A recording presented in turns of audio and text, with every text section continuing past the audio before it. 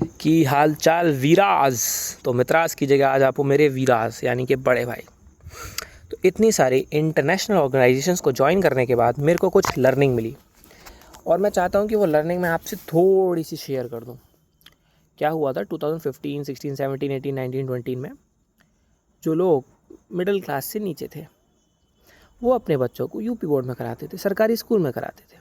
Although आज उसकी मट्टी कुट चुकी है। जो थोड़े सेंस ऑफ ह्यूमर जिनका बढ़ा ना, ऑल्दो हुआ कहता लॉर्ड मैकेले ने इंडियन एजुकेशन सिस्टम डिज़ाइन करा था।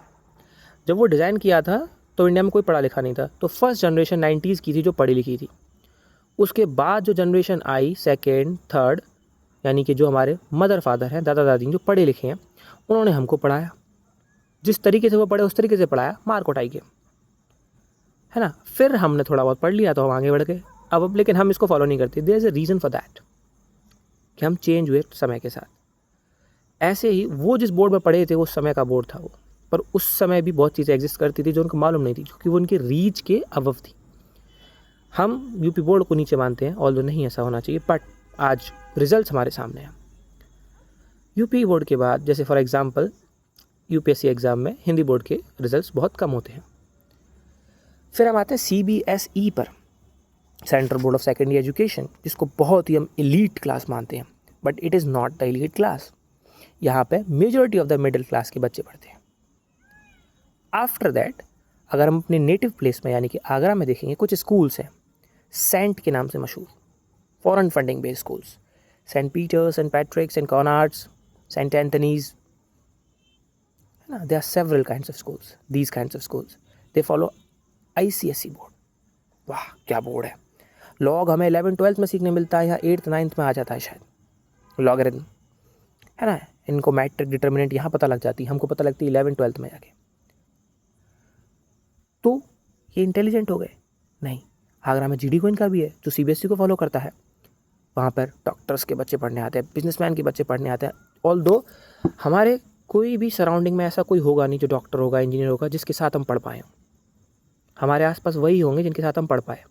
जिसके पापा गवर्नमेंट सर्विसेज में वो हमारे साथ है, लेकिन अगर वो भी गवर्नमेंट सर्विस में तो नेक्स्ट उसकी जनरेशन उसके साथ नहीं होगी। लेकिन जो सच हमसे छुपाया गया है वो है कुछ ऐसे बोर्ड्स इंडिया में एग्जिस्ट करते हैं जो स्टार्टअप्स को फंड करते हैं। What do you mean by that? Let me make it clear to you. CBSE ICSE बच्चे वाले स्ट्रगल करते हैं, वो स्टार्टअप बनाते हैं, पर कुछ एलीट क्लास के पैसे वाले लोग हैं जो स्टार्टअप को फंड करते हैं ताकि वो उनसे प्रॉफिट कमा सकें। वो कुछ बोर्ड्स एग्जिस्ट करते हैं इंडिया में। जैसे हैदराबाद में कुछ अकेडमीज़ हैं, Aga Khan academy and the most famous Ambani's school.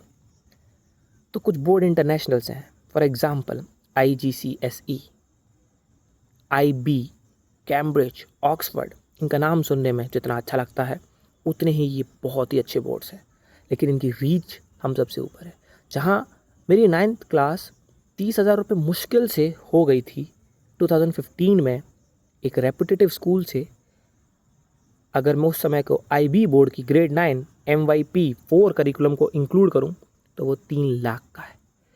30,000 times 10 is 3 lakh. कितना डिफरेंस है MRPs ऑफ दीज कोर्सेज। तो सोच के देखो वहाँ क्या ऐसा दिया जा रहा होगा बच्चों को जो डिफरेंस क्रिएट करता है। अभी आप खुद सर्च करके देखो, इंटरनेशनल बैकलॉरेट इंडिया में है, कुछ ही चुनिंदा अकेडमीज जो दे रही हैं। खासतौर पर फिल्म स्टार एलीट क्लास वहाँ जाती है। हम सब लोग काम करते हैं क्योंकि हमें पैसा मिलता है इन्हीं एलीट क्लास से। और जिसके पास एक बार पैसा है वो पैसा बनाता रहता है। मनी अट्रैक्ट मनी, ये है। तो ये ऑब्जर्वेशन मैंने ऑब्जर्व करी।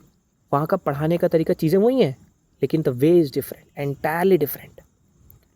दे want student to be very very curious.